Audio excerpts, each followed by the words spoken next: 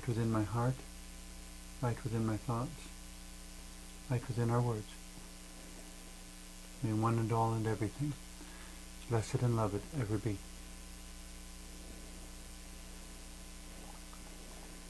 Welcome. I am Sister Who. With me today, I have my friend Joyce. Now, help me with your last name. It's okay. Buteyn-Garrett. Buteyn-Garrett. Mm-hmm. Okay.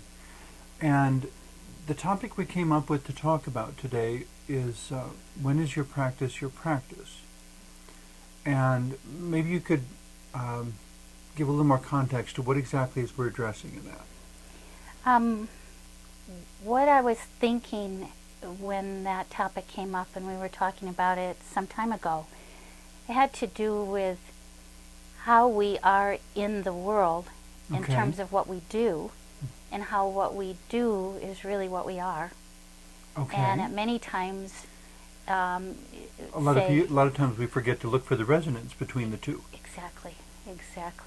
And so I think also the resonance between what you find that you instinctively love. Yes. Is very often very much aligned with what your life purpose is. Mm-hmm. Or should I say what your primary life purpose mm-hmm. is. Mm-hmm. I always, whenever the subject of life purpose comes up, I always kind of chuckle and someone says, "Oh, I found my life purpose." And I say, "Oh, you poor thing, you have only one?" Yeah. But we're talking in a broad foundational sorts of, if I had to say one thing that my life is about, with all the hundreds of things I do, what is the main thing that my life is about? And it's your purpose, it's what you love, and it's also what you're saying, what you feel motivated to do. Yes, and I think what it comes down to is kind of the core of it all, is how we handle each moment. Okay. So just what you're saying about your gifts, your passions, your beliefs, they show in what it is you do. So your environment, in a sense, reflects who you are inside. Okay. Who you are inside is reflected in what you do and the environment on the outside. I'm a little nervous about how that can be interpreted, though. Okay. When we say our environment reflects who we are, thinking of, to use really extreme, ridiculous examples, of various historical events. Mm-hmm. If someone was a prisoner in a concentration camp, to what extent does your environment reflect who you are? If someone was born into luxurious, comfortable surroundings, to what, in what sense are we saying your environment reflects who you are? In some cases, we can't choose our environments. Exactly. Our environments happen to us. But I persist in saying that in every moment, whether it's good, whether it's bad, whether it's comfortable or uncomfortable, what kind of person will we show ourselves to be? Mm-hmm. But there may be a disconnect with the environment. Oh, I think you're absolutely right. I think we don't have control over the totality of the environment that we find ourselves in. We do have control over how we respond to it. And what comes... But the resonance you're addressing then is really talking about what? It's talking about how we are inside. Okay. So our beliefs and our belief in ourselves and our beliefs in our sacredness reflects outward to whatever environment it is. Okay. And in some way shifts what's going on. Or we hope shifts. Or hope shifts, if it feels appropriate. But mostly it's keeping the self in the calm of what we know to be true. And did you happen to see the movie Jacob the Liar, starring Robin Williams? No, but I heard about that one. Ethically, it's a very challenging movie because all this good stuff happens basically because of multiple lies, which is supposed to, it's contrary to all of our ethics. But at the end, he's basically stood up before the people and told to tell them the truth. And the truth, of course, there's little truth of the moment, what the people in the moment perceive, and there's big truth of what is going on in the larger world. And it's not particularly obvious in that final scene that there is a major contrast between the two. And he knows it.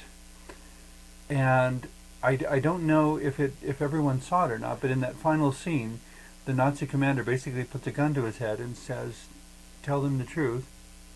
And he looks around and he sees the birds flying overhead and he sees the trees swaying in the wind, and he smiles and shrugs, basically indicating, I'm not going to do it.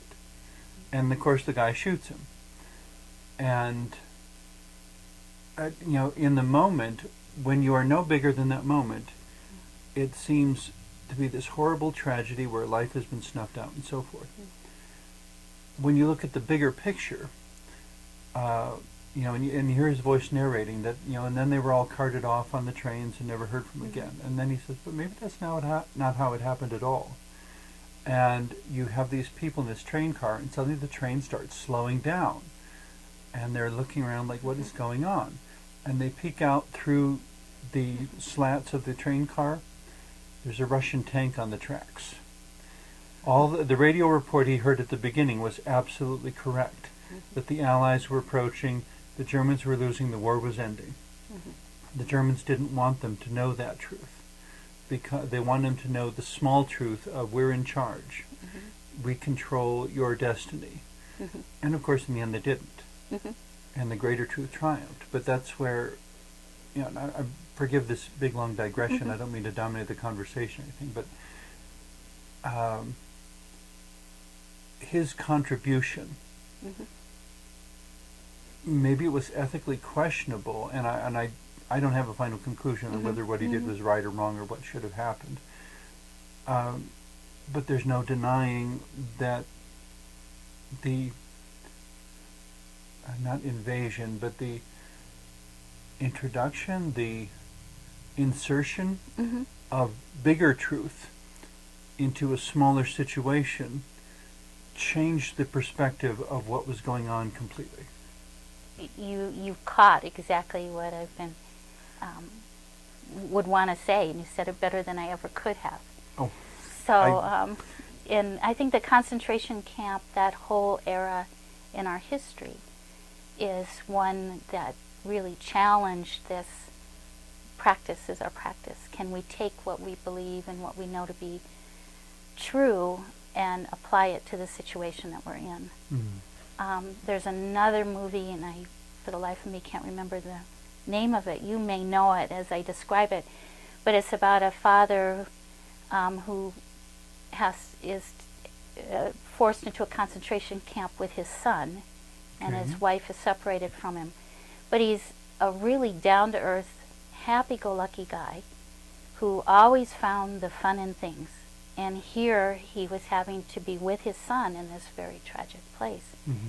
And so he did his best to hide his son. I think that was a part of it. But also created a world of fantasy around what was going on. And kept telling him about the tanks that would come and preparing him for his rescue. And on a purely conscious level, the assumption is that he was just imagining what he wanted to have happen. Right. But on another level. Deeper, or some people would say metaphysical level, gee, maybe he's psychic and doesn't know it.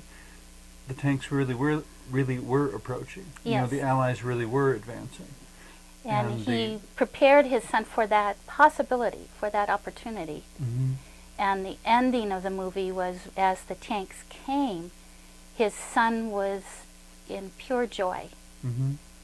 For had his father not prepared him for it, it would have been a very traumatic and tragic moment for him, because his father had passed away, was shot before this happened. So in a sense, he was preparing a way of thinking for this child to see what was really happening, the joy of it. So if the father hadn't prepared him and the tanks approached, then he would be sad because he would be focused on the fact that his father hadn't lived to see it. Right. But because his father in a sense, passed on a dream to the Mhm. next generation. Mhm. And I did. Now I haven't seen this movie, but I'll it sounds get the totally name wonderful. for you. Yeah. But it's the idea of the greatest thing you can give your children is a dream. Mhm. You know, of something greater than their circumstances, Yes. something to believe in. Yes. You know, essentially what we're talking about is the gift of faith, Exactly. which, you know, that could be in any religious system, not just Mhm. Christianity. But, you know, going back to our topic, I do find myself often challenged by that wonderful biblical verse, being in the world but not of the world. Mhm. And what in the world does that mean? And of course, that's what we're talking about That's today. exactly. And I think. You know, but you know, having mentioned the different movies that we brought up, I don't know if I could go so far as to say yes, you should tell a lie in order to give people hope. But I think maybe what we need to accept is that it's a gray area without Mhm. clear black and white choices. Mhm. And ultimately, you have to make the choice in which you believe and the choice to which you're willing to commit yourself. You know, that it's very difficult to argue with the doctor in the movie Jacob the Liar when he says, since you perpetrated this lie, there has not been a single suicide in the ghetto. Mhm. You know, for that amount of time, people had hope, and Yeah. that was enough. Mhm. And so that's almost is before. It's not really a lie in a sense that he's Well, creating. again, is it a lie or is it an intuition? Right, or creating an opportunity for choice. Mhm. So that in itself provides hope. So if whatever situation you're in, if you have the opportunity to make a choice On about. a purely personal level, Mhm. do you find it ethically acceptable to tell a lie if it guides somebody to making a right choice? I don't think it's necessary to tell a lie. I think to offer different possibilities Okay. and allow that person to choose. So when people think they have to lie, what they frequently overlook is that they don't have to lie, they simply have to have faith in possibilities other than the obvious ones. Exactly. So again, it's Okay. in a sense all about your choice of experience. And Well, and the choice to believe that experience has more possibilities than the present moment is able to show. exactly. Now this may sound really simplistic, Okay. but I'm going to share it anyway because I think it's exactly what we're talking about. Okay. As far as this topic is concerned, I think the best reading I've done around it is from Thich Nhat Hanh. Okay.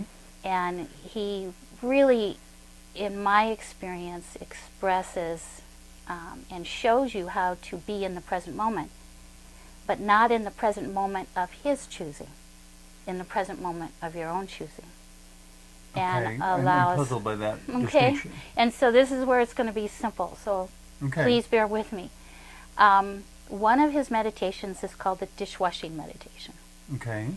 And that really resonated with me because when my girls were younger, after a long day at work and helping them with homework and preparing dinner, the washing up of the dinners became kind of my rough time. When I washed rough time? Rough time meaning that's when all the thoughts of what I wasn't getting, my kids. Uncensored time. Yeah, uncensored time, but it also brought up what went wrong during the day. Okay. Here I am, I don't have a dishwasher, and I'm having to wash the dishes, and blah, blah, blah. Well, in reading some of his information, his meditations, he talked about dishwashing meditation. Okay. In other words, being in the moment with the dishes. And so Yeah, and whether you're washing dishes or weeding the garden exactly, or pushing the lawnmower it doesn't or whatever matter. it is. And so his Just some mindless activity that just needs to be done. exactly. So his basic core message is that every moment's a meditation. What I found interesting, or can be, And that you hit it right on the nose there, because when I first tried to do it, Mm-hmm. I wasn't getting anywhere with the dishwashing meditation. Okay. Because I found some comfort in making that my antagonist moment, where I could really gripe about the day inside my head, and the fact that I didn't have a dishwasher, and that I'm tired, and that I'm working. If you'll forgive the bluntness of Yeah. my language, Mm-hmm. when I was in college and we'd get together in the cafeteria, a number of us were talking about coping and with life's difficulties and so forth, and you know, in I think every place in the world, there's always some group that always wants to make everything positive, everything happy all the time. Whatever it is, let's whitewash it, sugarcoat it. If it's bad, don't talk about it. And as we're sitting in the college cafeteria, we looked at each other, and I said, you know, sometimes, using the metaphor of a roof that's got leaves in the rain gutters and the clogged downspouts and everything, and I looked at the others and I said, knowing they would understand the metaphor, and I said, you know, sometimes a good bitching session really cleans out the downspout. I'm glad you used the word, because that's what I was going to say. It was my bitch session. And I hear what you're saying. You know, and just get it out. Exactly, and I think there's a time for it. And in a sense, this was my time for it. It was my time to bitch about life.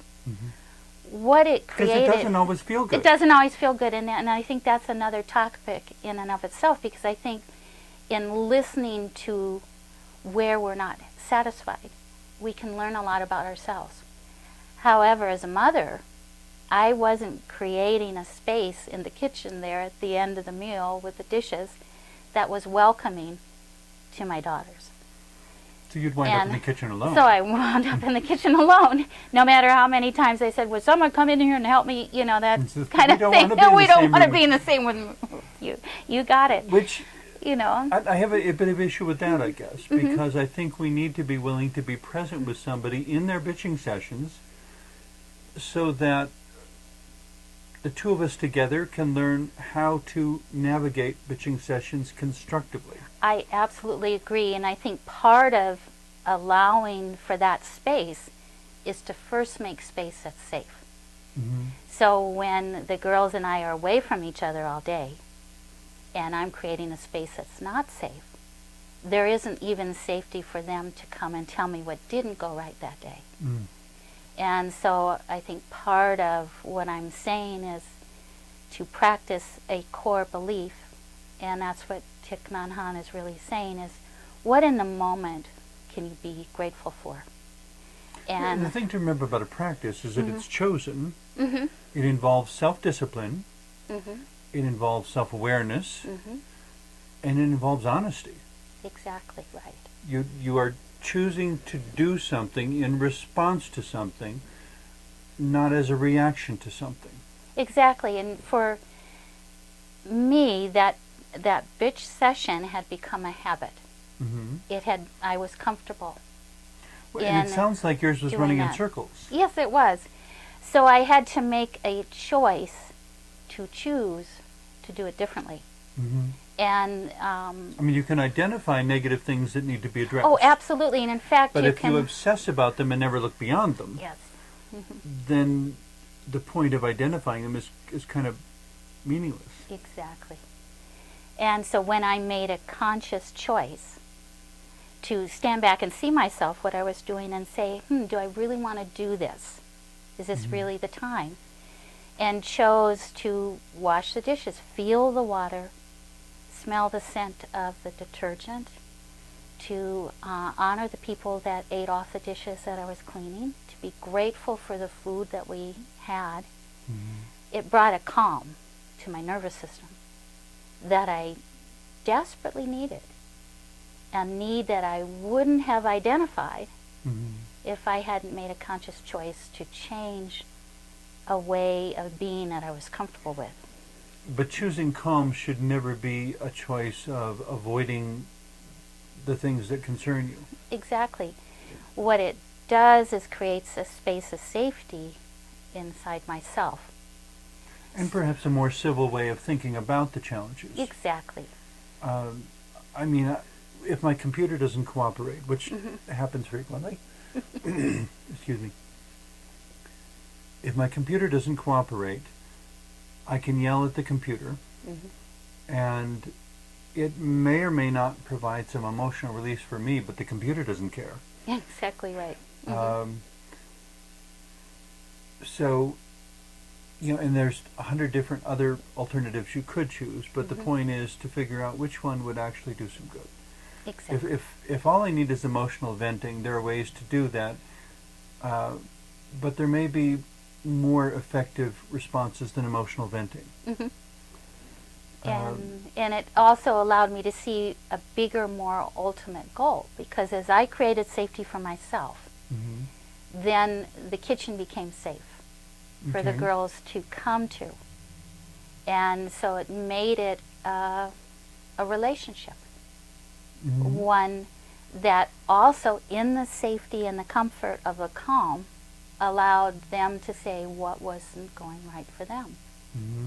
Which brings up the point that has been bouncing around my mind for the last 2 minutes. When one feels inclined to have a bitching session, to recognize that it doesn't have to be my bitching session. Somebody else has had a big day. Well, let's have a bitching session about what happened to you. And the basic point of that, of course, is you step beyond narcissism.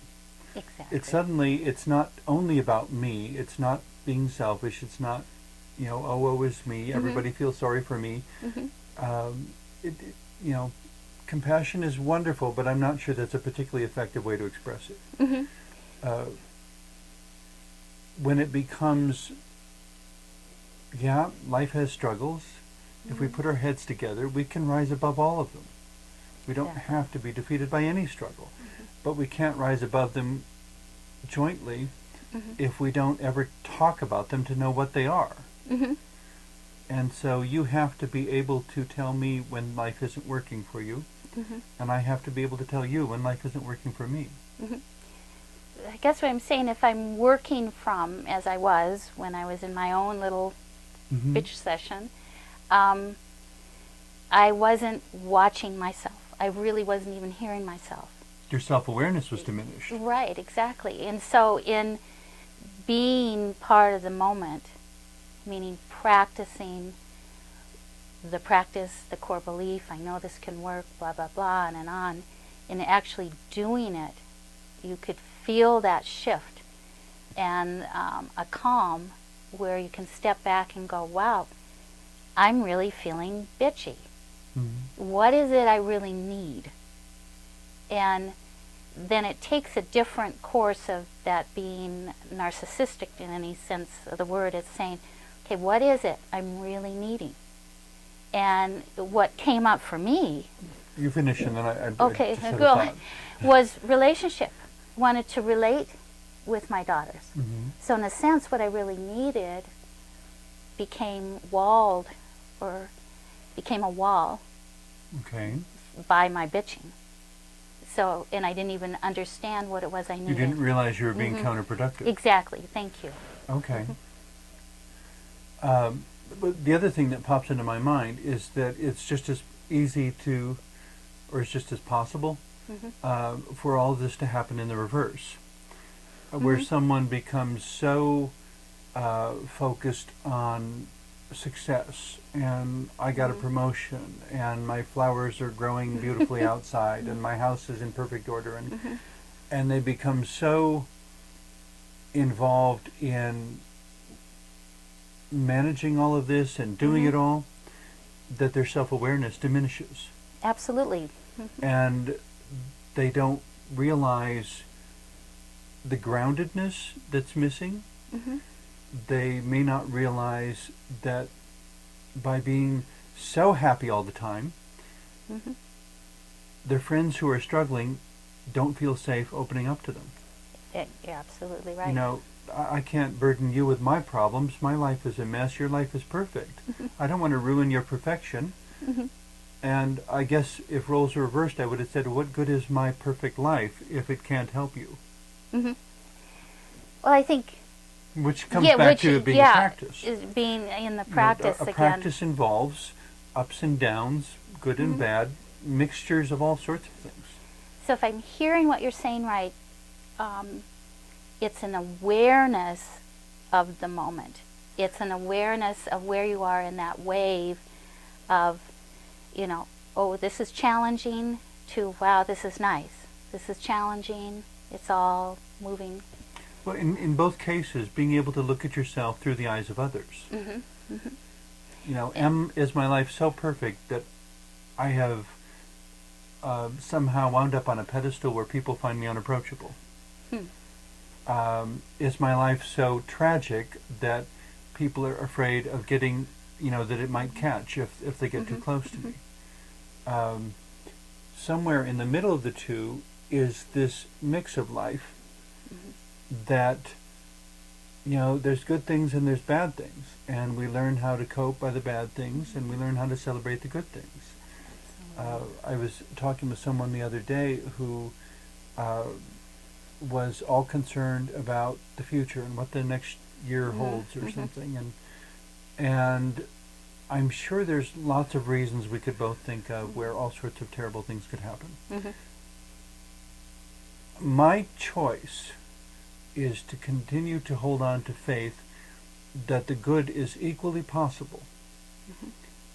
And as I thought about it, I kind of chuckled to myself and I said, you know, if the bad stuff doesn't happen, I get the impression they're going to be profoundly disappointed. Yep. You know, like they've been cheated out of what they promised the world or something.